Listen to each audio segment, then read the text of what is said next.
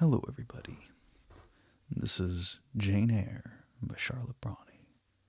Chapter 15. Mr. Rochester did, on a future occasion, explain it.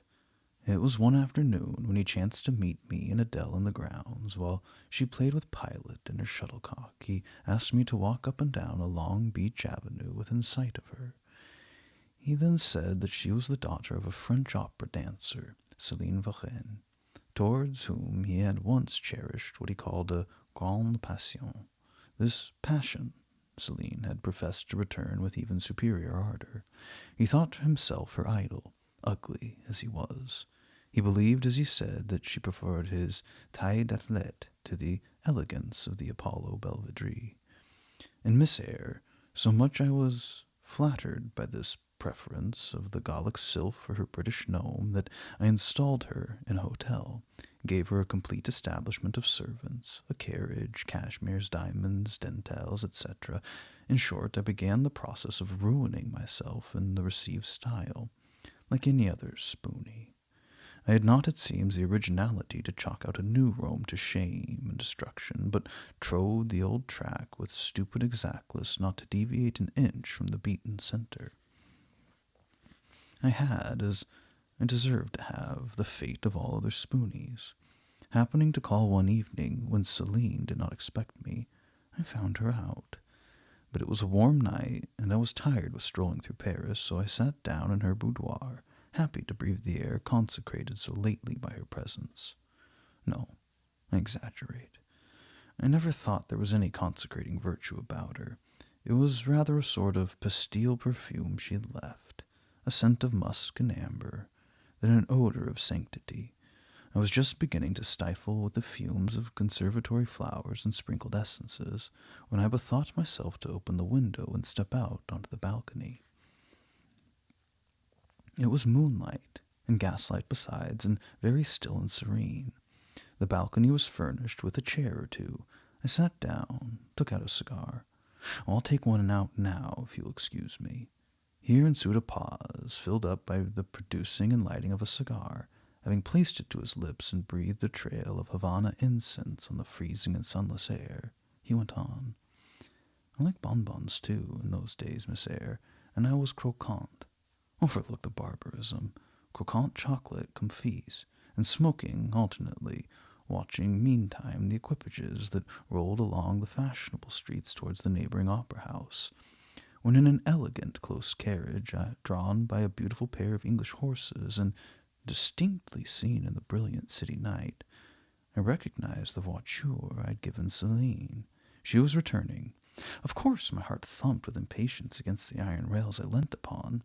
The carriage stopped, as I had expected, at the hotel door. My flame, though it's a very fond word for an opera, innamorata, alighted. Though muffled in a cloak, an unnecessary encumbrance, by the by, on so warm a June evening, I knew her instantly by her little foot seen peeping from the skirt of her dress as she skipped from the carriage step. Bending over the balcony, I was about to murmur, Mon ange, in a tone, of course, which should be audible to the car of love alone, when a figure jumped from the carriage after her, cloaked also. But that was a spurred heel which rung on the pavement, and that was a hatted head which now passed under the arched porte-cochere of the hotel. You never felt jealousy, did you, Miss Eyre? Of course not. I need not ask you, because you never felt love. You've both sentiments yet to experience. Your soul sleeps. The shock is yet to be given which shall waken it.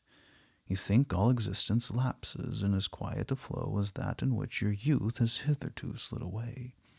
Floating on the closed eyes and muffled ears, you neither see the rocks bristling not far off in the bed of the flood, nor hear the breakers boil at their base.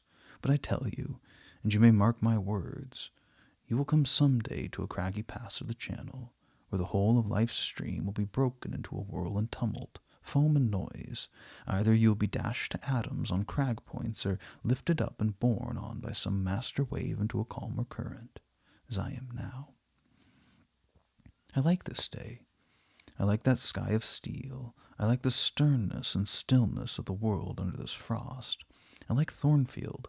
its antiquity, its retirement, its old crow trees and thorn fields, its gray facade and lines of dark windows reflecting the metal welkin. And yet, how long have I abhorred the very thought of it, shunned it like a great plague house? How I do still abhor. He ground his teeth and was silent. He arrested his steps and struck his boot against the hard ground. Some hated thought seemed to have gripped him in its grip, and to hold him so tightly that he could not advance. We were ascending the avenue when he thus paused. The hall was before us. Lifting his eyes to its battlements, he cast over them a glare such as I never saw before or since.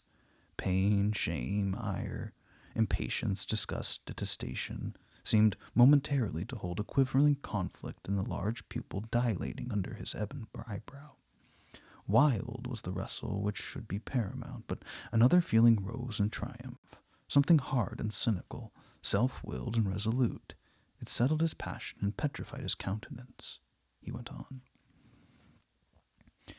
During the moment I was silent, Miss Eyre, I was arranging a point with my destiny. She stood there, by that beech trunk, a hag like one of those who appeared to Macbeth on the heath of Fours.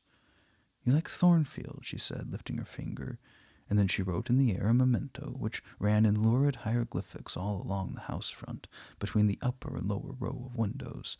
Like it if you can. Like it if you dare. I will like it, said I. I dare like it, and, he subjoined moodily, I will keep my word. I will break obstacles to happiness, to goodness. Yes, goodness. I wish to be a better man than I have been, than I am. As Job's Leviathan broke the spear, the dart, and the habergeon, hindrances which others count as iron and brass, I will esteem but straw and rotten wood. Adele here ran before him with her shuttlecock. Away, he cried harshly. Keep at a distance, child, or go unto Sophie. Continuing then to pursue his walk in silence, I ventured to recall him to the point whence he had abruptly diverged. Did you leave the balcony, sir? I asked, when Mademoiselle Vauchens entered. I almost expected a rebuff for this hardly well-timed question, but on the contrary, waking out of his scowling abstraction, he turned his eyes towards me, and the shade seemed to clear off his brow. Oh, I had completely forgotten Céline. Well, to resume, when I saw my charmer thus come and accompanied by a cavalier, I seemed to hear a hiss and the green snake of jealousy, rising on undulating coils from the moonlit balcony, glided within my waistcoat and ate its way in 2 minutes to my heart's core. Strange, he exclaimed, suddenly starting again from the point. Strange that I should choose you for the confidant of all this, young lady. Passing strange that you should listen to me quietly, as if it were the most usual thing in the world for a man like me to tell stories of his opera mistresses to a quaint, inexperienced girl like you. But the last singularity explains the first. As I intimated once before, you, with your gravity, considerateness, and caution, were made to be the recipient of secrets. Besides, I know what sort of a mind I've placed in communication with my own. I know it's not one liable to make infection. It's a peculiar mind. It's a unique one.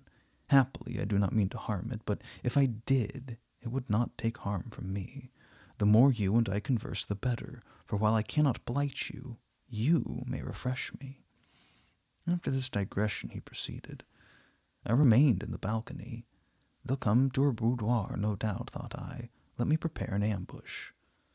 So putting my hand through the open window, I drew the curtain over it, leaving only an opening through which I could take observations. Then I closed the casement, all but a chink just wide enough to furnish an outlet to lovers' whispered vows. Then I stole back to my chair, and as I resumed in, the pair came in. My eye was quickly at the aperture. Céline's chambermaid entered, lit the lamp, left it on the table, and withdrew. The couple were thus revealed to me clearly. Both removed their cloaks, and there was the Varennes shining in satin and jewel. My gifts, of course. And there was her companion in an officer's uniform, and I knew him for the young roux of a vicomte, a brainless and vicious youth whom I had sometimes met in society, and never thought of hating because I despised him so absolutely. On recognizing him, the fang of the snake jealousy was instantly broken, because at the same moment my love for Celine sank under an extinguisher. A woman who could betray me for such a rival wasn't worth contending for. She deserved only scorn, less, however, than I who had been her dupe. They began to talk. Their conversation eased me completely. Frivolous, mercenary, heartless, and senseless, it was rather calculated to weary than enrage a listener. A card of mine lay on the table. This being perceived brought my name under discussion. Neither of them possessed energy nor wit to belabor me soundly, but they insulted me as coarsely as they could in their little way, especially Celine, who even waxed rather brilliant on my personal defects, deformities, as she termed them. Now it had been her custom to launch out into fervent admiration of what she called my beauté mâle, where she differed diametrically from you, who told me point-blank the second interview that you didn't think me handsome. The contrast struck me at the time, and Adele here came running up again. Monsieur, John has just been to say that your agent has called and wishes to see you. On that case I must abridge. Opening the window, I walked in upon them, liberated Celine from my protection, gave her notice to vacate her hotel, offered her a purse for immediate exigencies, disregarded screams, hysterics, prayers, protestations, convulsions, made an appointment with the Vicomte for a meeting at the Bois de Boulogne. Next morning I had the pleasure of encountering him, left a bullet in one of his poor, etiolated arms, feeble as the wing of a chicken in the pip, and thought I had done with the whole crew.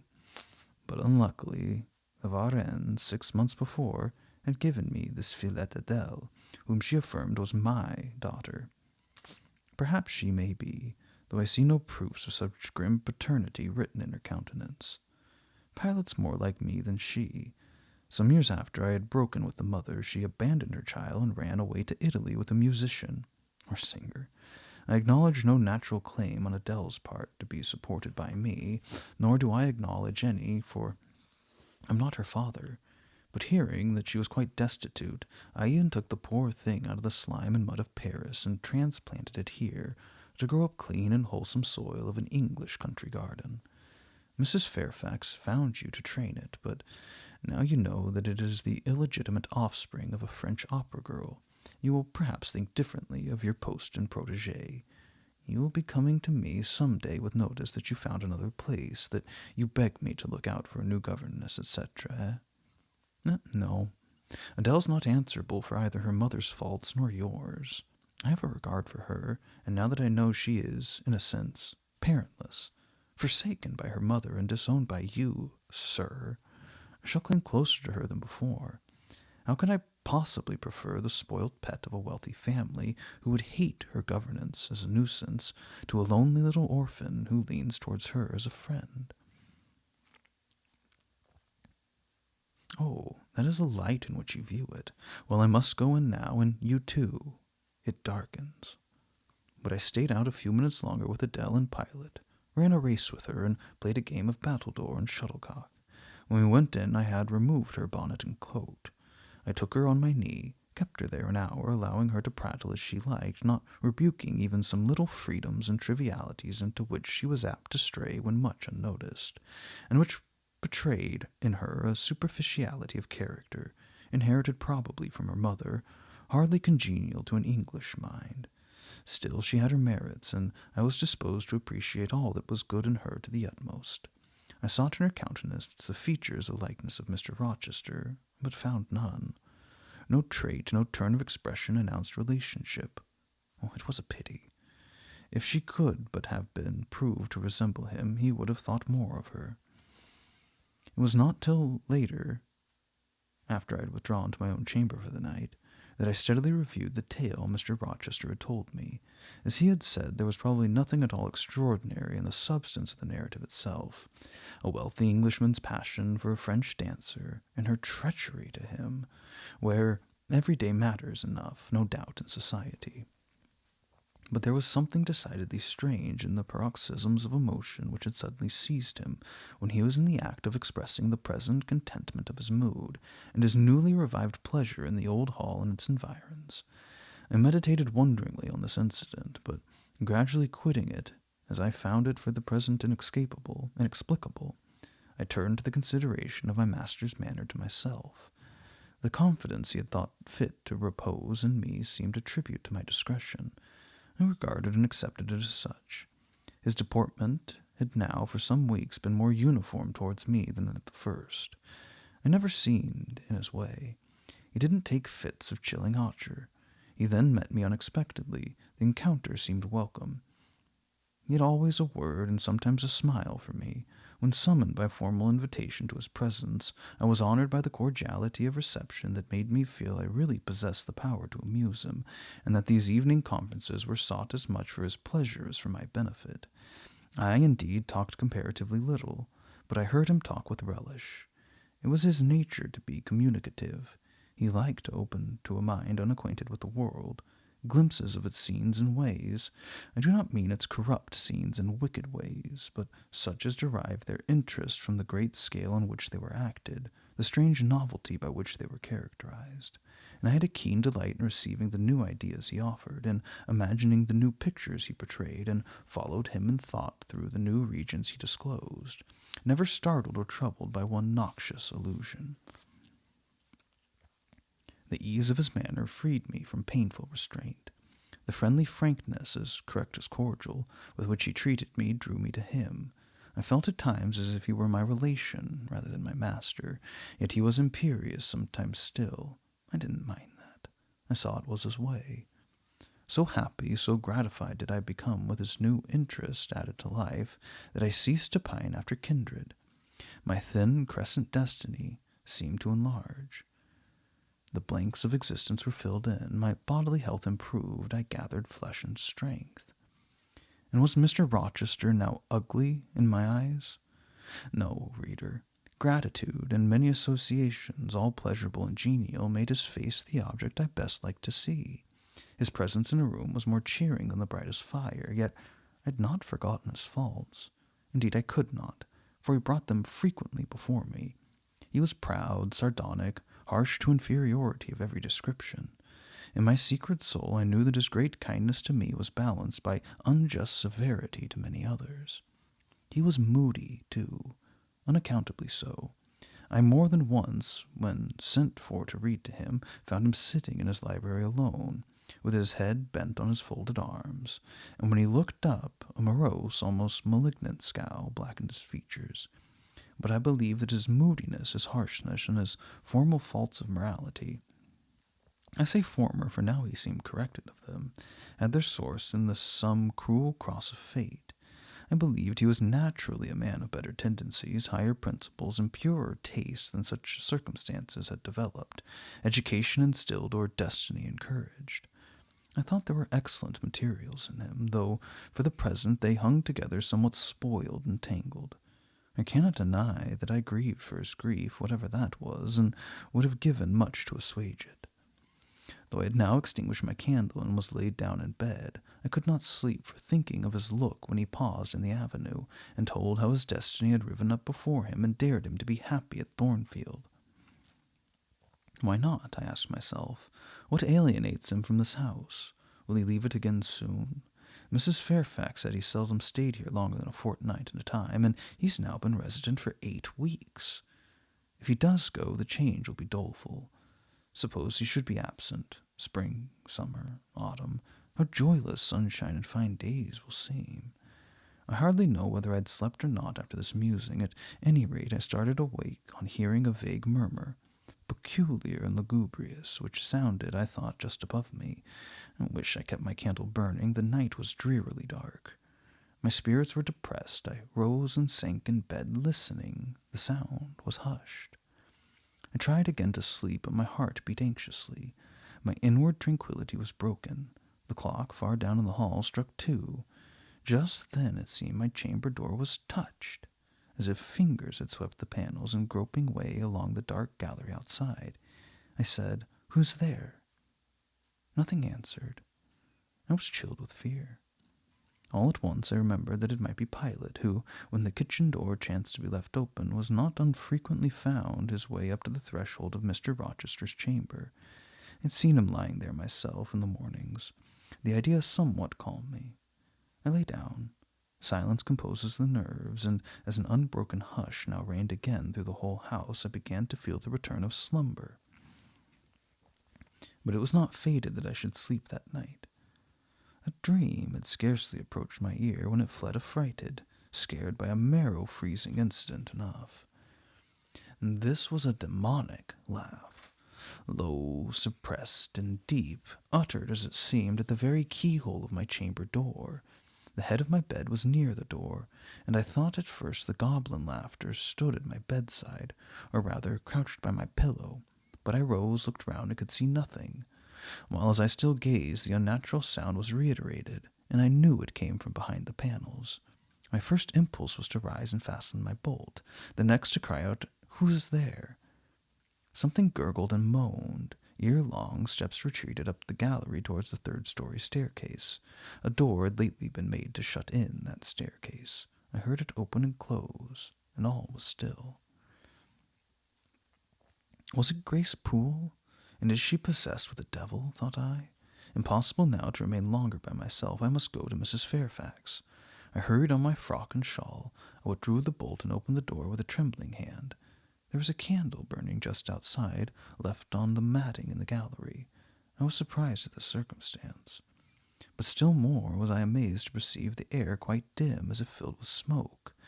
And while looking to the right and left and find whence these blue wreaths issued, I became further aware of a strong smell of burning. Something creaked. It was a door ajar, and that room was Mr. Rochester's, and the smoke rushed in a cloud from thence. I thought no more of Mrs. Fairfax. I thought no more of Grace Poole or the laugh. In an instant I was within the chamber. Tongues of flames darted round the bed. The curtains were set on fire.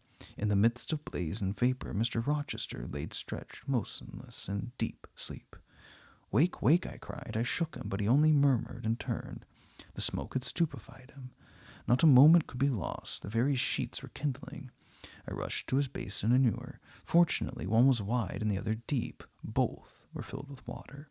I heaved them up, deluged the bed as its occupant, flew back to my own room, brought my own water jug, baptized the couch afresh, and, by God's aid, succeeding in extinguishing the flames which were devouring it.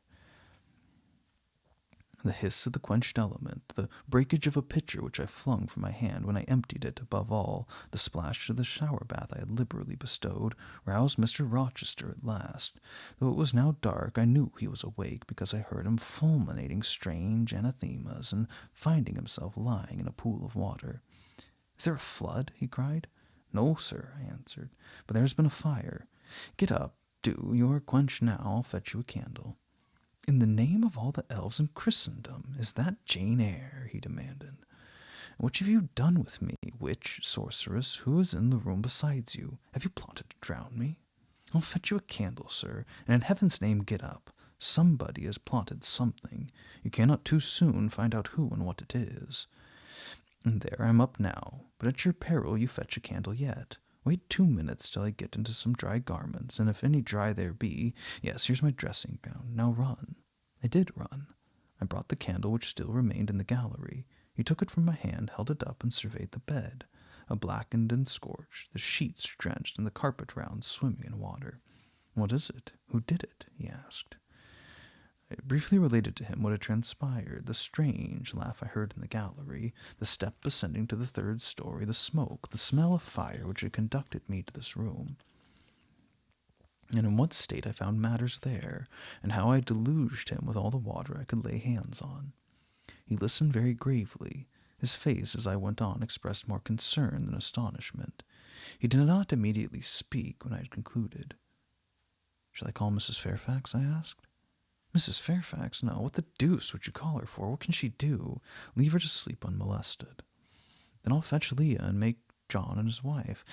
"Not at all, just be still. You have a shawl on? If you're not warm enough, you can take my cloak yonder, wrap it about you, and sit down in the armchair there. I'll put it on. Now place your feet on the stool. Keep them out of the wet. I'm going to leave you a few minutes. I shall take the candle. Remain where you are till I return. Be as still as a mouse. I must pay a visit to the second story. Don't move, remember, or call on anyone." He went. I watched the light withdraw. He passed up the gallery very softly, unclosed the staircase door with as little noise as possible, shut it after him, and the last ray vanished.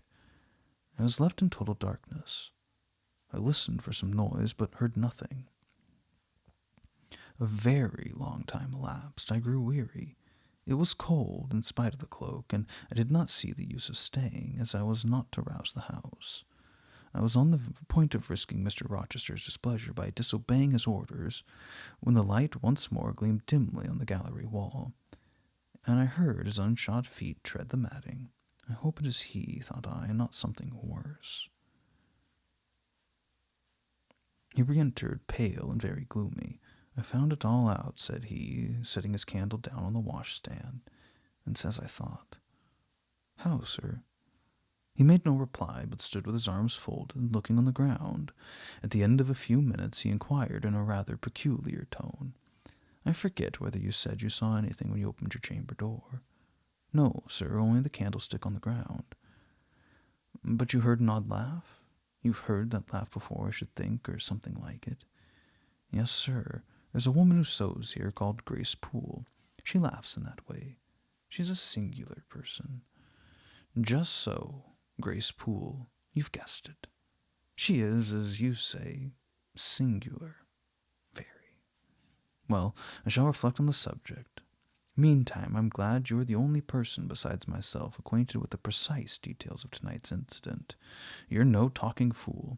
Say nothing about it. I will account for the state of affairs, pointing to the bed, and now return to your own room. I shall do very well on the sofa in the library for the rest of the night. It's near 4. In 2 hours the servants will be up. Good night, then, sir, said I, departing. He seemed surprised, very inconsistently so, as he had just told me to go. What, he exclaimed, you're quitting me already, and in that way? You said I might go, sir. Ah, but not without taking leave, not without a word or two of acknowledgment and goodwill, not, in short, in that brief, dry fashion. Why, you've saved my life, snatched me from a horrible and excruciating death, and you walk past me as if we were mutual strangers. At least shake hands. He held out his hand. I gave him mine. He took it first in one, then in both his hands. You've saved my life. I have a pleasure in owing you an immense debt. I cannot say more. Nothing else that has being would have been tolerable to me in the character of creditor for such an obligation, but you, it's different. I feel your benefits no burden, Jane. He paused and gazed at me. Words, almost visible, trembled on his lips, but his voice was checked. Good night again, sir. There's no debt, benefit, burden, obligation in the case. I knew, he continued, you would do me good in some way at some time. I saw it in your eyes when I first beheld you. Their expression and smile did not. Again he stopped. Did not, he proceeded hastily, strike delight to my very inmost heart, so for nothing.